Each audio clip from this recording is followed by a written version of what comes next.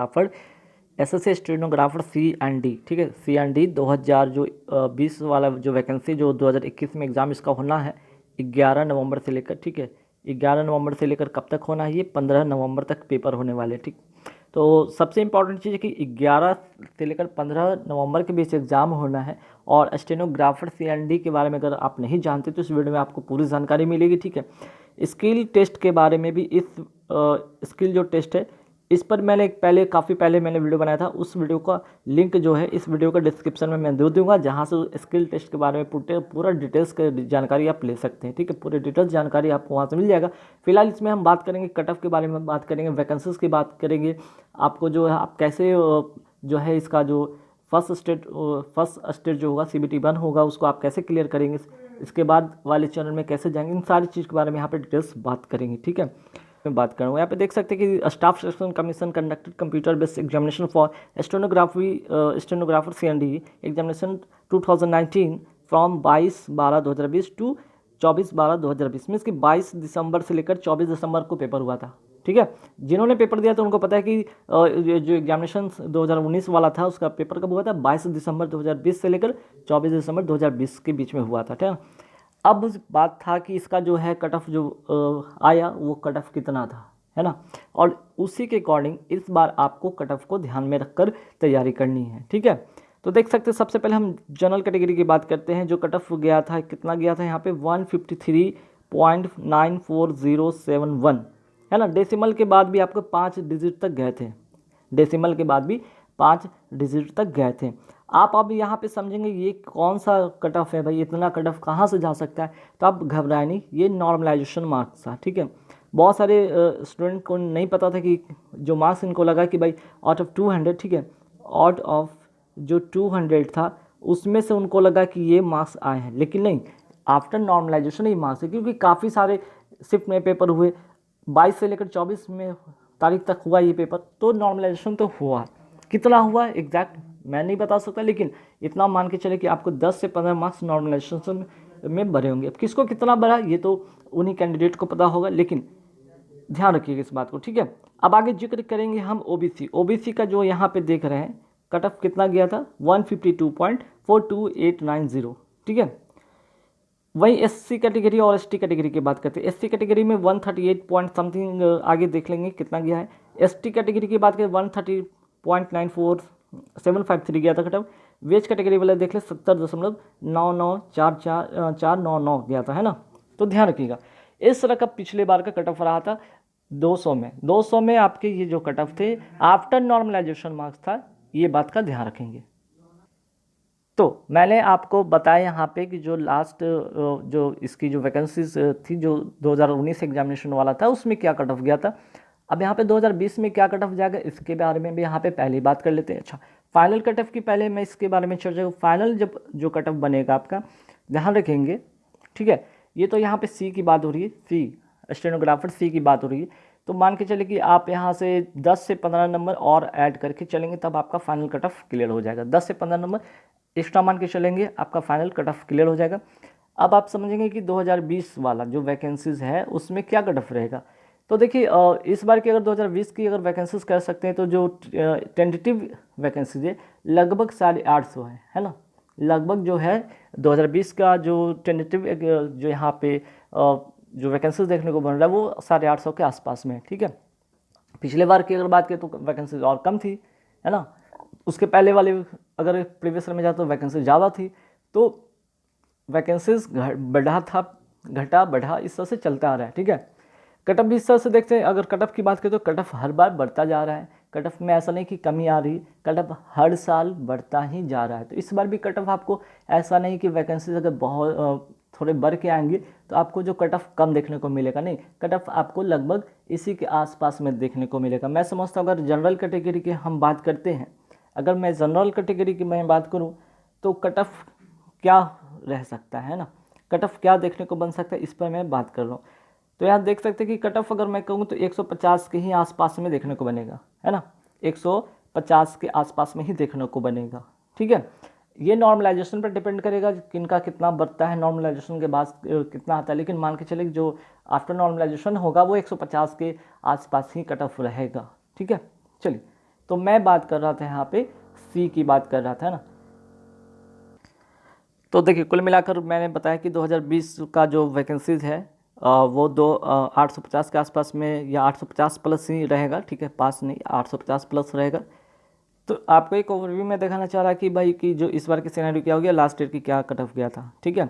अब यहाँ पे आप आके देख सकते हैं कि स्टेनो जो है डी का देख लीजिए, सी का मैंने बता दिया, डी का देखिए कट ऑफ क्या गया था। जनरल कैटेगरी का मैं बात करता हूँ यहाँ पे 134.53552 गया था। अब आप ये कहेंगे कौन से मार्क्स है, तो आफ्टर नॉर्मलाइजेशन मार्क्स है, ठीक है, नॉर्मलाइजेशन के बाद का ये मार्क्स है, तो ध्यान रखिएगा, ठीक।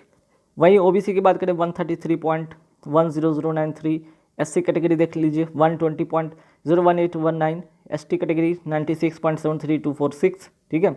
ईडब्ल्यूएस देख लीजिए यहाँ पे 122.91942, ठीक। बाकी अदर कैटेगरी आप यहाँ पे देख सकते हैं।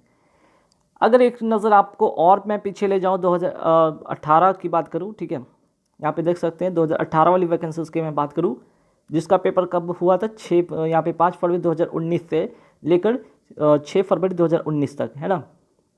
तो देख सकते हैं कि जो वैकेंसीज आती है उसके नेक्स्ट ईयर ही एग्ज़ाम लगभग समझिए कि इधर 2-3 साल से हो रहा है। 18 वाली वैकेंसीज का एग्ज़ाम होता है 2019 में, 19 वाला का एग्जामिनेशन होता है 2020 में, और 2020 वाला एग्जामिनेशन हो रहा है 2021 में, ठीक है। तो ऐसे ही एक सा एग्ज़ाम चलता आ रहा है, काफ़ी लेट हो रहा है नोटिफिकेशन के बाद। पहले जहाँ 2 से 3 महीने में एग्ज़ाम हो जाता था, अब यहाँ मान के चले कि 6 से 8 महीने का समय लग जाता है। या इधर तो पिछले बार के देखें तो कोविड-19 पैंडेमिक के कारण तो डिले हुआ था, ठीक है।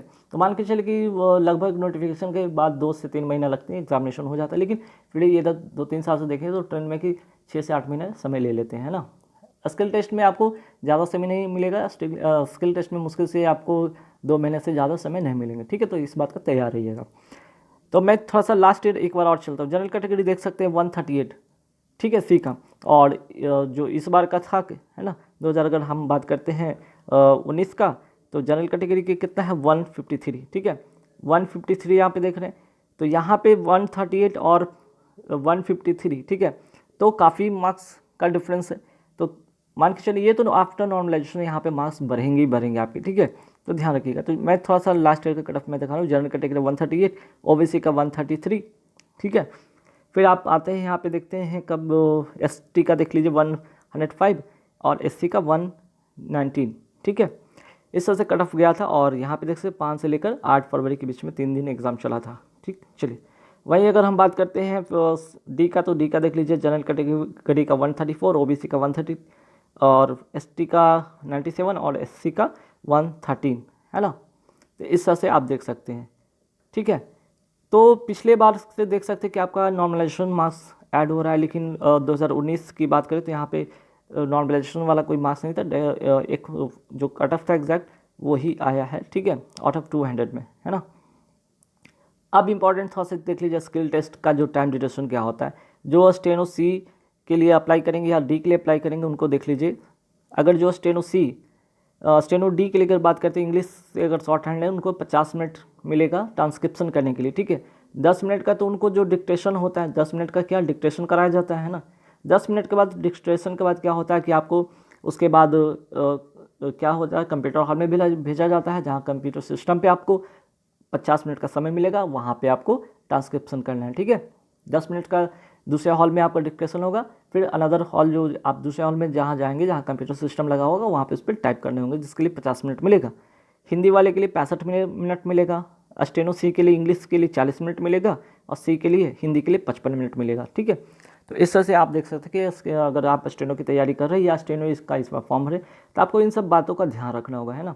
कुछ बात का ध्यान रखना होगा विशेष, जैसे कि आप कर सकते हैं क्लियर। अगर मैं करूँ बात की, अगर मान लिया 2020 का अगर मैं बात कर रहा हूँ एग्जामिनेशन का, ठीक है। अगर मैं एक एग्जांपल ले लेता हूँ कि चलो भाई जनरल कैटेगरी का अगर आपका 150 कट ऑफ जा रहा है, तो इससे 10 से 15 मार्क्स ऐड कर ले फाइनल कट ऑफ, ठीक है। फाइनल कट ऑफ में आपका 10 से 15 मार्क्स ऐड कर लेंगे, ठीक, तो आपका यहाँ पे फाइनल आपका रिजल्ट बन जाएगा, ठीक है। और सबसे इंपॉर्टेंट चीज़ है स्किल टेस्ट। तो रिजल्ट के बाद क्या होता है कि बहुत सारे ऐसे भी कैंडिडेट होते हैं जो एसएससी की तैयारी करते हैं, सीजीएल की तैयारी करते हैं, या MTS हो, CHSL हो, तो इस तरह के कैटेगरी में तैयारी करने वाले स्टूडेंट भी क्या होते हैं कि स्टेनो के फॉर्म भर देते हैं, लेकिन होता क्या है यहाँ पे स्किल टेस्ट या शॉर्ट हैंड इनको आता नहीं है, जिसकी वजह से वहाँ से वो हट जाते हैं। तो इनको किनको यहाँ पे फिर मौका मिलेगा और किनको फ़ायदा होगा?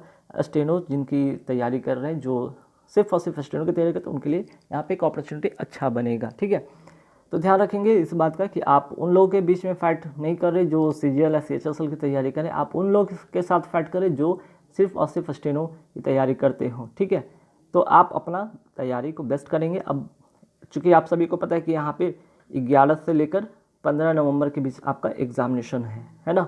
अब 11 से 15 नवंबर के बीच में एग्जामिनेशन होता है, आपका स्किल टेस्ट कब हो सकता है?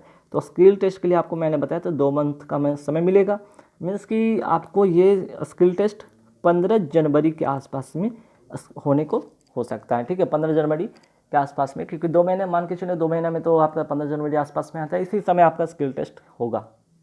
ठीक है, तो गाइस अच्छा जाते जाते एक चीज़ और मैं बता दूंगा स्किल टेस्ट के बारे में और भी जानकारी के लिए। ठीक है, स्किल टेस्ट के बारे में और भी जानकारी के लिए इस वीडियो के डिस्क्रिप्शन में लिंक दे दिया हूँ। वो बहुत पुराना वीडियो है, इसकी 1-1.5 साल पहले वाली वीडियो, आप उसको देख लीजिए। उसमें बहुत डिटेल से मैंने स्किल टेस्ट के बारे में समझाया है कि कैसे कैसे स्किल टेस्ट होते हैं। बहुत सारी मैंने उसमें बारीकियाँ सिखाई है कि कैसे कैसे आपको शॉर्ट हैंड लिखने हैं, कहाँ कहाँ पे स्पेस देने हैं, किस तरह के कीबोर्ड का इस्तेमाल होता है। बहुत सारे ऐसी चीज़ आपको वहाँ पे देखने को मिलेंगे। ठीक है, तो गाइस इस वीडियो में इतना ही, फिर मिलेंगे नेक्स्ट वीडियो में कुछ नए टॉपिक के साथ। Thank you very much.